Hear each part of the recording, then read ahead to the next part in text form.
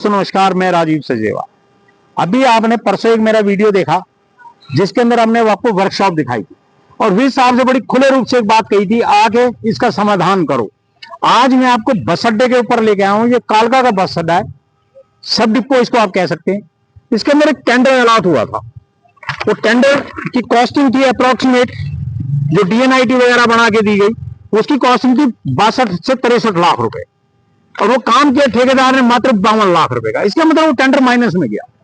अब आप लगा लीजिए 62 से 52, 10-12 लाख रुपए का फर्क है। 64 से 52 का, तो मतलब 15 से 18-20% वो टेंडर माइनस में गया। माइनस बोले तो अगर 280 रुपए का कट्टा सीमेंट का आता है, जो उसने सरकार को 230 रुपए का दिया। ये देखना बड़ी सोचने की बात है कि टेंडर माइनस में जाता कैसे है। मैं आपको एक एक चीज दिखाऊंगा, एक एक चीज बताऊंगा कि क्या क्या चीजें उसने लगाई। शुभ नाम क्या है आपका? मेरा नाम बलवान सिंह है। आप मैं एज ए ड्राइवर हूँ और हरियाणा रोडवेज कर्मचारी संबंधित इंटेक का प्रधान है। आप स्टेट पदाधिकारी हूँ। जी जी जी। और यहाँ पे आपके सामने हुआ होगा ये काम? हाँ, हमारे सामने।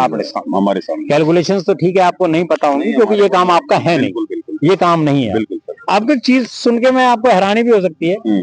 इसके अंदर नट बोल्ट बताए गए 57,000 रुपए के। क्या आपको लगता है कि 57,000 रुपए के नट बोल्ट लगे होंगे इसमें? नट बोल्ट कहाँ लगे होंगे? ये मैं नहीं कह रहा, ये बिलिंग कहती है। बिलिंग कहती है। अब मैं आपको ना लेके चलता हूँ। आप मुझे एक बात बताइए, यहाँ पर ये बस का टकराव होता है, बस रुकती है, क्या ये नए बनाए उसने? हाँ बिल्कुल, ये नए बनाए, एंगल वगैरह नहीं लगाए। लीजिए ये लगभग 5 महीने पुराना काम है। क्या आपको लगता है ये 5 महीने पुराना काम होगा? ये चल जाएंगे 5 साल? ये चल तो जाएंगे जी। इसमें ये 2 एंगल लगे हुए हैं। ये यहाँ पे बसे जो हाफ ये पहले था इनका छोटा, तो गाड़ी पीछे सट जाती थी, उसमें थोड़ा इनको बढ़ा दिया गया। ये एंगल नहीं लगा दी। नहीं, एंगल जो नहीं लगाई, इसका फंक्शन क्या है? पहले सही चल रहा है। इसका फंक्शन ये है, जब गाड़ी पीछे आती थी वो छोटी बुर्जी थी पीछे, पहले गाड़ी सट जाती थी, वहां तक रहती थी। अब ये यहाँ तक रह जाएगी। गाड़ी की जो पिछला हिस्सा वो वहां तक जा पाए। आइए अब आप मेरे को ये बताओ, ये कोटा स्टोन जी, इस कोटा स्टोन के अंदर आरटीआई ये कहती है ये लगभग वहां से वहां तक है। हाँ जी। आरटीआई ये कहती है, जवाब ये कहता है आरटीआई का कि इसके अंदर 6.25 लाख रुपया मात्र घिसाई का दिया गया। कोटा स्टोन जो उसने लगाए होंगे वो तो अलग ही लगाए, वो भी मैं आपको बता दूंगा। बिल्कुल। कोटा स्टोन के उसने 500 पीस लगाए यहाँ पर। बिल्कुल। आपको लगता है 500 पीस लगे? आपको मैंने एक व्यक्ति से और से मिलाता हूँ। ये हमारे अड्डा इंचार्ज है, आप इधर आइए। आपके सामने बनाइए। आपको लगता है इसमें 500 टुकड़ा कोटा स्टोन का लगा हुआ? नहीं, बताएं आप मेरे। बताइए, जो टूटा था ना वो बदला, जो टूटा था वो बदला है और कुछ नहीं। अब आप ये लगा लो कि 500 टुकड़े यहाँ पे टूटे हुए लगाए होंगे उस आदमी ने। सोचने की बात है। और 6.25 लाख रुपए इसको घिसाई का दिया गया। यहाँ पर कुछ शटर लगा है दुनिया नहीं, शटर का भी इसमें लिखाया गया जी 1.5 लाख रुपए लगा इसमें। जैसी दुकान वाला? हाँ जी, दुकान वाला या कहीं और शटर लगा हुआ? कोई शटर नया नहीं लगा। कोई शटर नया नहीं। आइए अब आपको मैं और लेके चलता हूँ। कुछ ऐसे उन्होंने बहुत चीजें लिखी हैं। यहाँ पे कोई रेलिंग लगी है स्टील की रेलिंग, लोहे की रेलिंग वो लगी हुई है ऊपर ऑलरेडी। वो तो ऑलरेडी पहले लगी, पहले लगी हुई थी। इसमें स्टील की रेलिंग लगी है? नहीं, स्टील की रेलिंग सरकार कहती है, लोग कहते हैं नहीं लगी, लेकिन सरकार कहती है स्टील की रेलिंग, स्टेनलेस स्टील का भी काम हुआ 1.5 लाख रुपए का। मुझे कहीं नजर नहीं आ रहा, हो सकता है आपको नजर आता हो। आपको नजर आती है कहीं? नहीं। जब आपसे ठेकेदार ने यहाँ काम किया, आप उस समय यहाँ मौजूद थे आप, तो आपको ठेकेदार ने ये बताया कि मैंने ये काम किया है? नहीं, हमारे को कुछ नहीं बताया उसने, सिर्फ आया, काम किया और चला गया। ठीक है, बहुत अच्छे। अब आप एक चीज देखो, इसके अंदर वायर मैश लगाई गई। वायर मैश शायद इसको बोलते हैं, जहां तक मुझे लगता है। वायर मैश का काम ये होता होगा, ये इस तरीके की कोई भी वायर लगती होगी। ये तो ऑलरेडी पहले ही लगी। नहीं सर, इसमें वायर मैश का भी काम जो हुआ है ना, बिजली का काम भी हुआ। उसमें वो लिखता है कि 43 पंखे। ये जो पंखे आप लग रहे हैं कि नए लगे? पहले कहाँ है? वर्कशॉप में गए। ये टोटल पंखे कितने लगे हैं आपके पास? मतलब 2 तो बड़े लगाए गए उसके द्वारा, 3 बाकी छोटे लगाए गए उसके। दीवारों के ऊपर पंखे हैं। वो उसने लगाए 600 mm के 4 और 750 mm के 4, बोले तो 8 पंखे लगे। वो तो दूसरे, वो सीलिंग फैन है सर। सीलिंग फैन आपको मैं बता दूं लगभग 43 लगे। वो मैं आपसे पूछूंगा कहाँ लगे 43? ये शटर बंद पड़े हैं सारे। हाँ, सारे शटर बहुत। ये सरकार की दुकानें हैं। पहले दुकान थी सर यहाँ पे, तो इनका दोबारा जब ऑक्शन पे चली गई तो इनका किराया 40,000 के प्लस अबाउ हो गया महीने का। हाँ महीने का। तो कोई नहीं झेल पाया, इसलिए ये बंद होगी। आप मुझे एक चीज और बताइए, गाड़ियां बाहर आती हैं, बाहर पर्चियां काटता है वो, हाँ पर्ची काट, तो एक आदमी गाड़ी की पर्ची कटती होगी अंदाजा, या 50 की 90-100 की पर्ची कट जाती। वो गाड़ियां अंदर क्यों नहीं आती यहाँ पे? अंदर वो पहले से ही नहीं आती सर। नहीं, एक बात है, इतना बड़ा स्टेशन बना दिया सरकार ने, अब ये पैसेंजर यहाँ बैठा है, वो यहाँ क्यों बैठेगा जब गाड़ी बाहर रुक रही है? तो बाहर वाले जो बंदे होते हैं वो बाहर ही पूछ के बाहर चले जाते हैं। अब गाड़ी अंदर नहीं आती तो ये व्यक्ति तो बैठा रहेगा 2 घंटे, गाड़ी अंदर आएगी नहीं। जो सरकारी गाड़ियां आती हैं वो तो गाड़ियां अंदर आ जाती हैं। तो प्राइवेट हिमाचल रोडवेज की गाड़ियां अंदर आती हैं। आती है। प्राइवेट गाड़ियां कौन सी? प्राइवेट गाड़ियां तो ये चल रही है, मनीष वगैरह और गौरव, ये बहुत सारी इनके पास परमिट, इनके पास परमिट नहीं है, इसी कारण ये अंदर अलाउ, बिना परमिट की गाड़ियां हैं।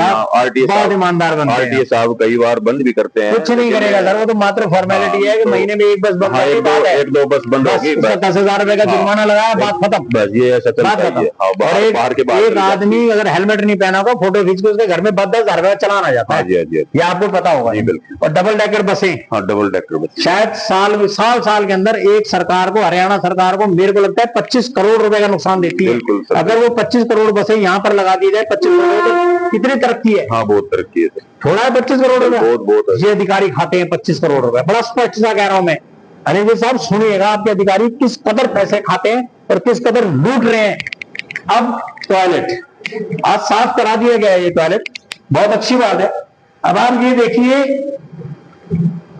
ये जो बीच में पॉट लगाए हैं ना, ये चीजें जो लगाई है, ये सेंसर वाली लगाई है।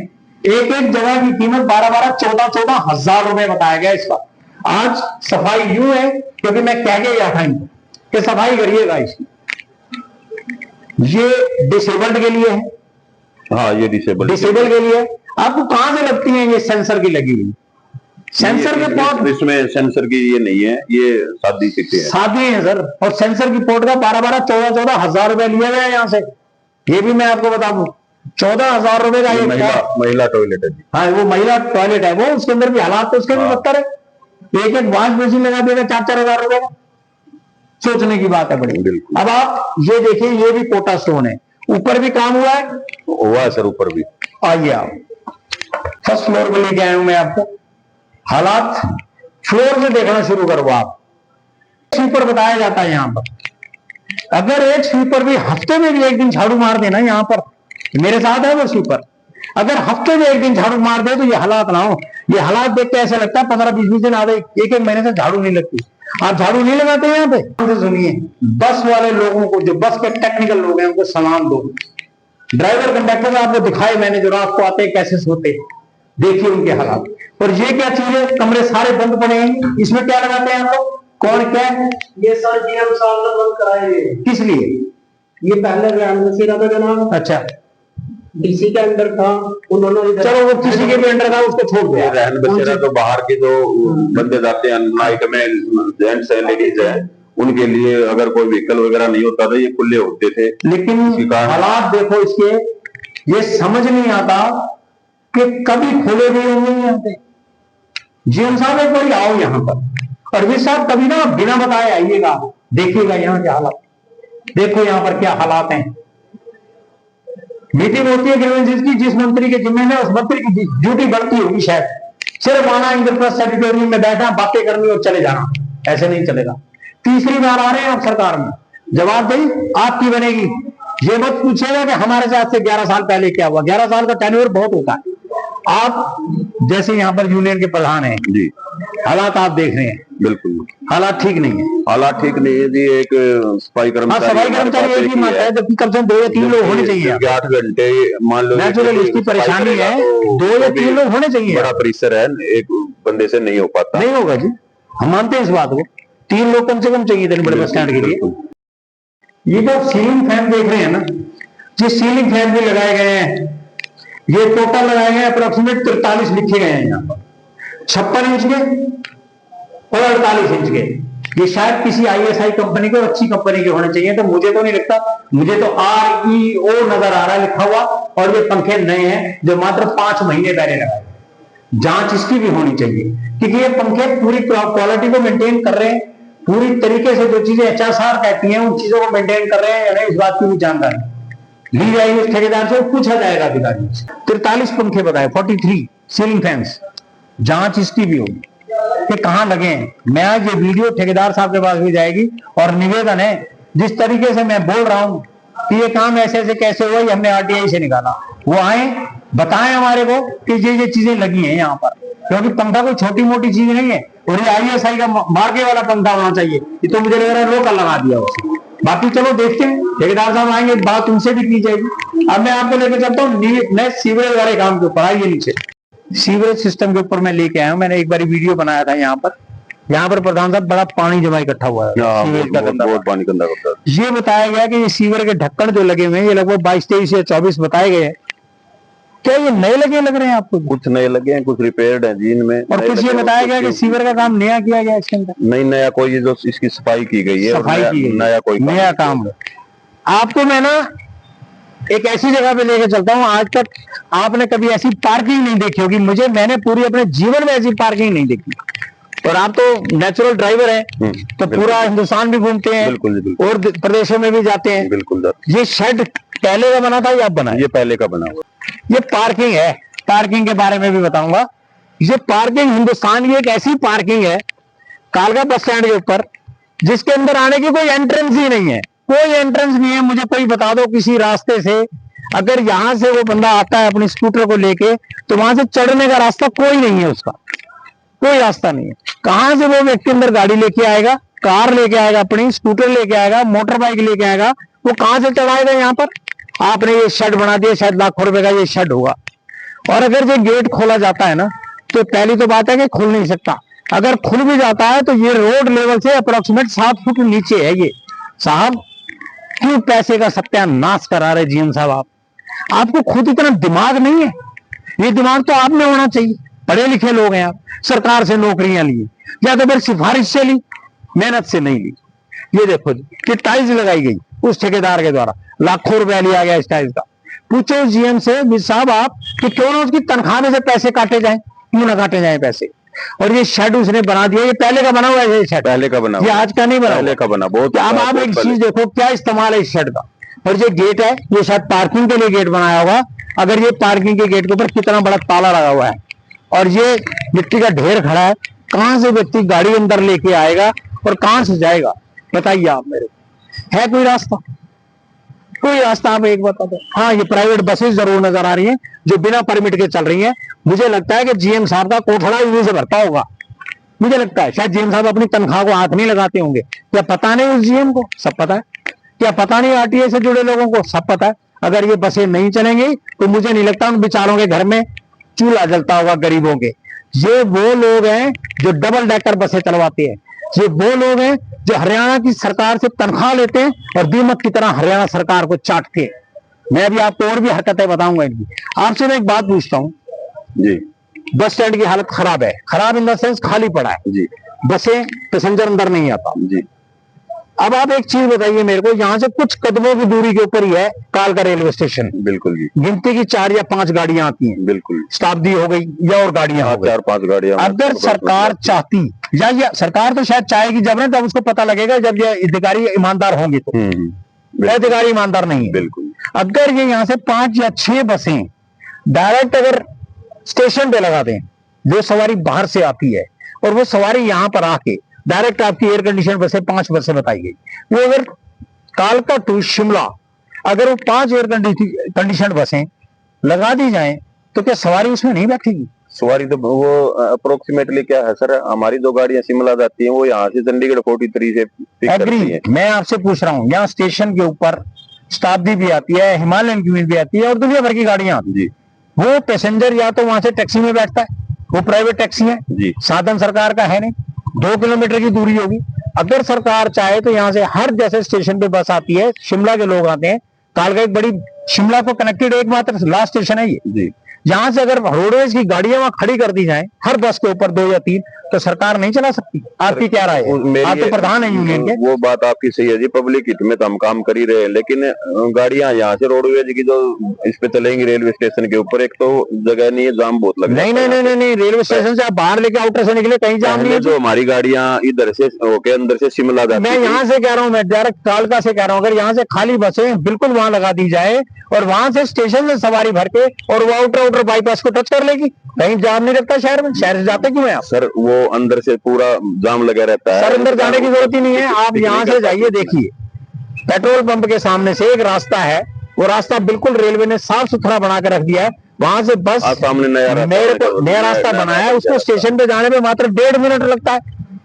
आप यूनियन के लोग हैं, आपको सरकार को सलाह देनी चाहिए। सरकार को सलाह देने, बसें नहीं है जी, बस स्टॉप नहीं है। सलाह तो दे सकते हैं आप, सलाह तो हम दे ही रहे हैं जी। ये एक निवेदन है, अगर सरकार चाहती है कि उसका रोडवेज किसी जमाने में नंबर 1 हुआ करता था, हरियाणा रोडवेज, आपको भी याद, बिल्कुल बिल्कुल आज क्रिटिकल कंडीशन पे है। ये साहब 2 बसें 4 बसें 6 बसें चलाओ, वहां से बाहर का आदमी आता है, हमारे शहर की गलत रेपुटेशन बनती है। जिस तरीके से वो जब बाहर से यहां तक आता है उसको कोई साधन नहीं मिलता, फिर वो गलियों में धक्के खाता है और फिर वो ढूंढता रहे रोडवेज पे आता है। रोडवेज के अंदर बसें नहीं आती डिपो के अंदर, उसके बाद वो प्राइवेट बसों में बैठता है जिनके पास उसका परमिट भी नहीं है। सर अनऑफिशियल बसें चलती हैं, ये आपके अधिकारियों की वजह से। आप इतना बेहतरीन बस स्टैंड बनाया गया, ये लाखों रुपए फूंक दिया, और सबसे बड़ी बात देखो, शायद हिंदुस्तान का एकमात्र पार्किंग स्टेशन है, ये पार्किंग की जगह है जहां पर आने की जगह नहीं है। कैसे आएगा पार्किंग के अंदर आदमी गाड़ी खड़ी करने, ये जरूर देखिएगा। आओ मैं आपको अगली जगह दिखाता हूँ। कालका बस स्टैंड के एग्जिस्टेंस गेट के ऊपर खड़ा हूँ, ये देखो बाहर की ये प्राइवेट बसें खड़ी है, क्या इनके पास परमिट है? 1 2 और 2 सामने खड़ी है, 4 नहीं, कोई परमिट नहीं है इनके पास। प्रधान जी परमिट है? परमिट नहीं, ये बिना परमिट के चल रही है परमिट, लोकल टी के कारण चल रही है, लोकल बंदे हो यहाँ के बसों को ले रहे हैं। नहीं, इनके पास परमिट है सिर्फ रास्ता निकलने का। हाँ बिल्कुल, क्या आप यहाँ से शहर से क्रॉस हो सकते हैं, लेकिन यहाँ से सवारी भर में उतारना चढ़ाना। अब ये व्यक्ति आपका डिपो, ये बसों की जो पर्चियां काटते हैं, ये किस बात की पर्ची? सरकारी जो गाड़ी आई है वो, हाँ जी, ये उनकी पर्ची काटेगा। अगर आप एक बात बताओ, ये व्यक्ति अगर अंदर ले आए बस को तो क्या दिक्कत है? वो तो उनके ऊपर ही अलाउ करेगा सर, वो क्यों नहीं अलाउ करेगा? ये जो कंडक्टर ड्राइवर है, ये अच्छा, ये कंडक्टर ड्राइवर ये अलाउ करेगा, बसें अंदर जाएंगी, सवारियां बैठेंगी, यहाँ अंदर उतारे। मेरे को लगता है यहाँ पर जिस तरीके से ये बीटा का बूथ खाली पड़ा है, ये बूथ खाली पड़ा है, यहाँ पर तो पुलिस का मैनेजमेंट है, यहाँ पर कोई पुलिस। अब आप एक चीज देखिए, मैनेजमेंट नहीं है, लेकिन पुलिस की गाड़ी है, पुलिस की गाड़ी नहीं, परमानेंट एक बूथ होना चाहिए इतने बड़े स्टेशन के ऊपर, एक पुलिस का बूथ नहीं है। ये तो अभी कालका परिषद की एक ड्राइव चली हुई है कि रेडियां हटाओ, वो भी फिर भी एक रेडी पीछे लगी हुई है बस स्टैंड के, आपको इधर से आगे दिखाएंगे, वो देखिए रेडी आज भी खड़ी है वहां। तो शायद यही एक माफिया, शायद यही माफिया, या तो यही लोग प्राइवेट बसें चलाते हैं या कौन चलाता है भगवान जाने के। ये रेडियां नजर नहीं आती सरकार को, सब कुछ नजर आता है, इन्हीं से दाल रोटी चल रही है। एक एक रेडी से कुछ पैसा इकट्ठा होता होगा, शायद कुछ जीएम साहब के घर में जाता होगा पैसा, ऐसे काम नहीं चलता होगा। जीएम साहब थोड़ा ध्यान दे। पर मैं जीएम साहब आपको पार्क दिखा रहा हूँ, ये पार्क है, आपको तो चलो सरकार की गाड़ी मिलती है, आप जाते होंगे सरकार के खर्चे पे परिवार के साथ। अगर आपका परिवार बाय बस कभी जाए, वैसे तो जाएगा नहीं, किसी ना किसी की जान को एक बेकार डाल दी जाएगी, किसी अधिकारी कर्मचारी को कि मेरे बच्चे को वहां से लाना पे गाड़ी भेज, होता है। आप नहीं मानो ये मत मानो, मुझे पता है, होता है। अधिकारियों के बच्चे सड़कों पे तैयार नहीं रखते। जीएम साहब ये पार्क खुद देखो, आप फर्स्ट क्लास अधिकारी हैं, मेरे को बार बार ये बात आपको कहनी पड़ रही है। कारण क्यों, किसके लिए आपको नजर नहीं आता? नजर तो जब आएगा ना जब आप आओगे, साल में 2 बार भी नहीं लगता आपसे चक्कर। किसी दिन यार संडे को ही आ जाओ घूमते हुए, काली माई के दर्शन करो अपने परिवार के साथ आके, और यहाँ पे अपने बच्चों को दिखाओ कि मैं इस एरिया का जीएम हूँ, देखो मैंने कितने बढ़िया तरीके से मेंटेन करके रखा। शायद आपके बच्चों को भी शर्म आएगी।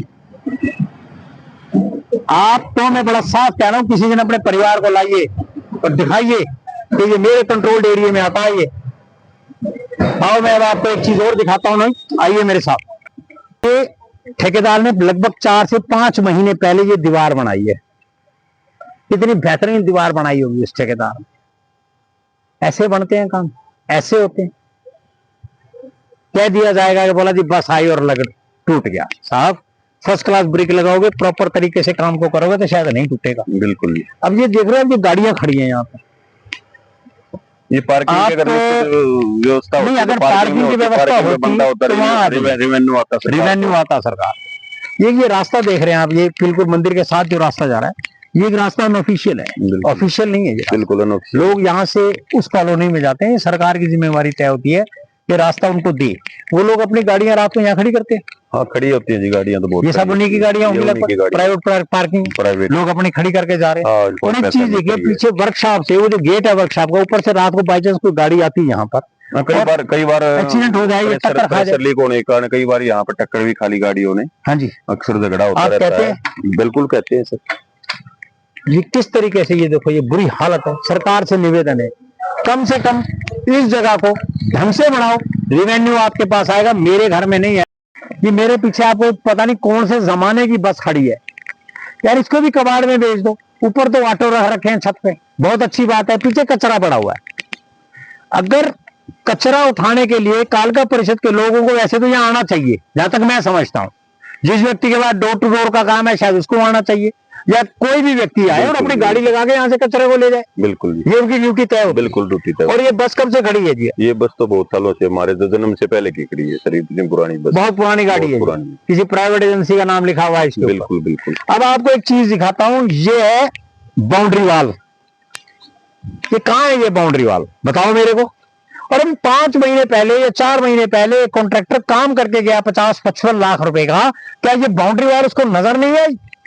उन अधिकारियों को नजर नहीं आई कि उनकी ड्यूटी नहीं तय होती कि इस बाउंड्री वाल को भी बनवाए गए? क्यों नहीं बनवाई गई?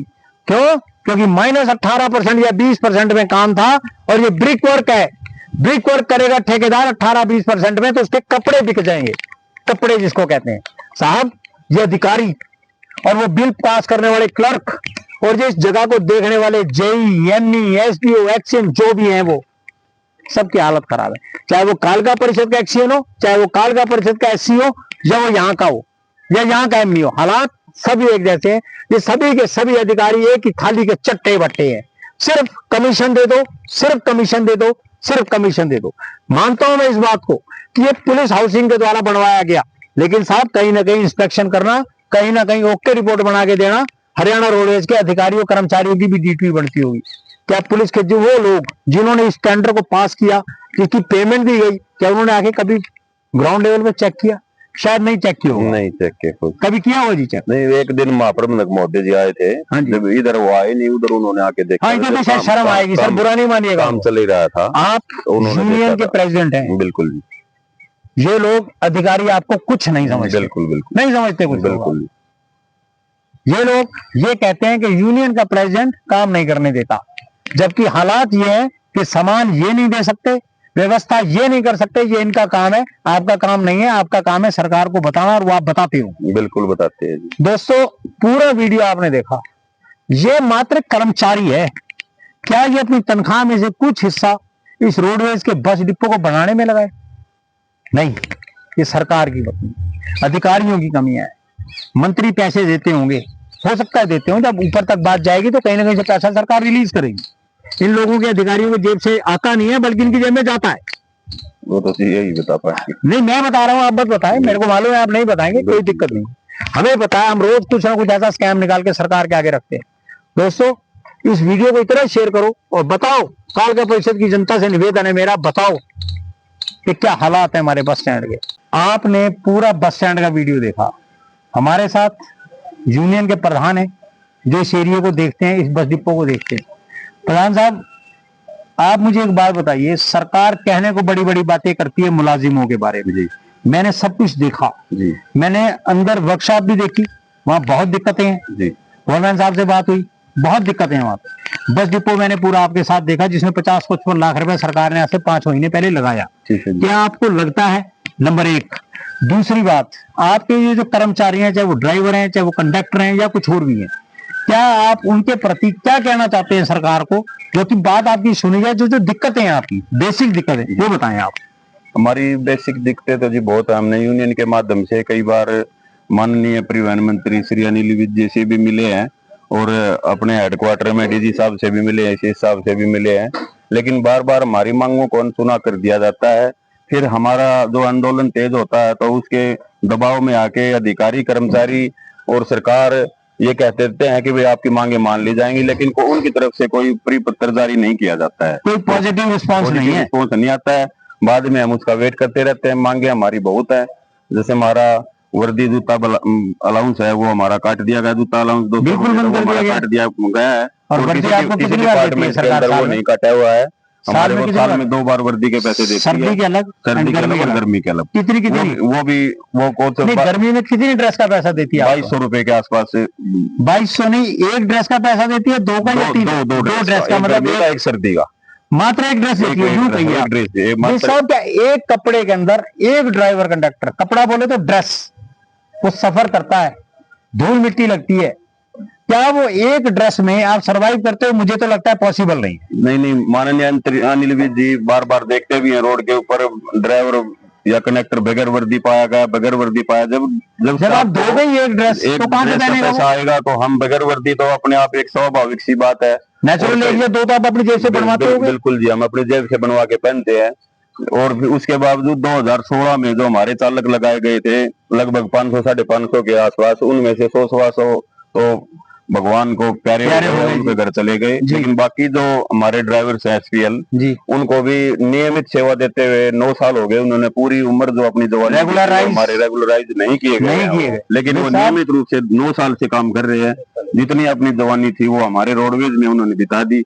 अब वो किसी काम के नहीं रहे, ना तो वो उधर भर्ती देखने के रहे, ना यहाँ पे सुचारू रूप से 25,000 रुपए तनख्वाह होती है जी। 25,000 रुपए में जिस कर्मचारी का एक बच्चा भी होता है, क्या वो प्राइवेट स्कूल में पढ़ाने के लिए पॉसिबिलिटी है? सरकार की एजुकेशन पॉलिसी तो जीरो है। तो मैं एक यूनियन का प्रधान होने के नाते फर्स्ट प्रायोरिटी पे इस मांग को लेकर अनिल विज से हाथ जोड़ के रिक्वेस्ट करता हूँ, विनती करता हूँ, एक आग्रह करता हूँ कि हमारे 2016 वाले जो चालक हैं उनकी हालात को देखते हुए, उनकी सर्विस को देखते हुए, उनके रिकॉर्ड को देखते हुए उनको नियमित किया जाए, ताकि वो उनके पीछे जो परिवार हैं वो आजीवन सुरक्षित रह सके और बच्चे पढ़ सके। कौशल रोजगार के तहत अभी लगाए हैं। हम तो देखो जी नहीं चाहते कौशल रोजगार के तहत भर्ती करे सरकार पक्की भर्ती करे, स्थायी रोजगार मिले, कर्मचारी की नौकरी सिक्योर रहे। लेकिन ये देख लेते हैं कि 20-20 हजार रुपए में हमारे को कर्मचारी मिल रहे हैं, उनको 8 घंटे की बजाय 20-20 घंटे 18-18 घंटे काम दिया जा रहा है। ओवर टाइम 120 रुपए घंटे के हिसाब से दिया जाता है। क्या एक कर्मचारी को इतना पेल करके 120 रुपए पर घंटे के हिसाब से ओवर टाइम ना तो फैक्ट्री एक्ट के अंदर आता है, नहीं सिविल सर्विस रूल 2016 के अंतर्गत आता है, लेकिन सरकार अपने मनमानी रवैये से ये रोजगार में भर्ती कर रही है। जहाँ खड़े हैं यहाँ पर कुछ ड्राइवर कंडक्टर रात बेरात भी आते होंगे, कई लोग घर जाते हैं, कई लोग यहीं रुक जाते हैं रात। क्या जो लोग यहाँ रात को रुकते हैं सरकार उनको सुविधा देती है? नहीं, उनको कोई सुविधा नहीं दे रही सरकार। कंडक्टर और ड्राइवर या मिस्त्री भी लगा लो, उनमें अपने पैसे से रूम लेके यहाँ रह रहे हैं। महाप्रबंधक महोदय जो ऑल हरियाणा के हैं, सभी की नींदें उठी और उन्होंने सभी के कर्मचारियों के खाते में जितना पीछे बकाया अलाउंस था हमारा वो डाला गया। उसके बावजूद अब दोबारा हमारा उतना ही पैसा सरकार की तरफ पेंडिंग ड्यू हो गया है। तो मैं दोबारा ये विनती करता हूँ माननीय अनिल विज जी से, एक बार आप कालका सब डिपो का दौरा भी कीजिए और कालका माता मंदिर के दर्शन भी कीजिए। और हमारे कर्मचारी जो साथी हैं जो दिन रात आपके सामने आप फर्स्ट लाइन में खड़े रहते हैं, चाहे वो कोरोना काल की बात हो, चाहे वो आपके जब डेली जो रैलियां होती है, हमारा कर्मचारी 4 बजे आप जहां पर ड्यूटी लगाते हैं वह खड़ा हो जाता है, और रात को जब रैली आपकी खत्म होती है तो 300 किलोमीटर हमारा कर्मचारी इधर 3-3 बजे आके सोता है। उसकी आपके रोडवेज ने तो सीएटी एग्जाम के अंदर भी बहुत अच्छा रोल किया, हम फर्स्ट पंक्ति में रहते हैं। बिल्कुल रहे आप। उसके बावजूद भी हमारे को वेलफेयर से जब वंचित रखा जाता है तो बड़े दुख की बात है। माननीय मंत्री जी अपना बड़ा दिल दिखाइए, हमारे पास आइए, मुलाकात कीजिए, हमारी समस्याएं सुनिए। हम आपके कर्मचारी हैं। मैं इससे ज्यादा आपको कुछ नहीं कहना चाहता जी। धन्यवाद। विज साहब आपसे पुनः निवेदन, ये हरियाणा रोडवेज के यूं कह लीजिएगा कि रीढ़ की हड्डी है। अगर यही सेटिस्फाई नहीं है तो जो आपने मेरा वर्कशॉप का वीडियो देखा वैसा ही हाल होगा, और कुछ चंद दिनों के बाद हाथ में सबके कटोरा होगा। मात्र 11 साल, जिसे आप मात्र कहते हैं, मैं नहीं कहता, 11 साल बहुत बड़ा टर्नओवर होता है, और उसके अंदर भी अगर आप रोडवेज को नहीं संभाल सकते तो शायद ये बहुत शर्म की बात है। मुझे उम्मीद है इसके ऊपर कुछ आप कार्रवाई जरूर करेंगे। धन्यवाद।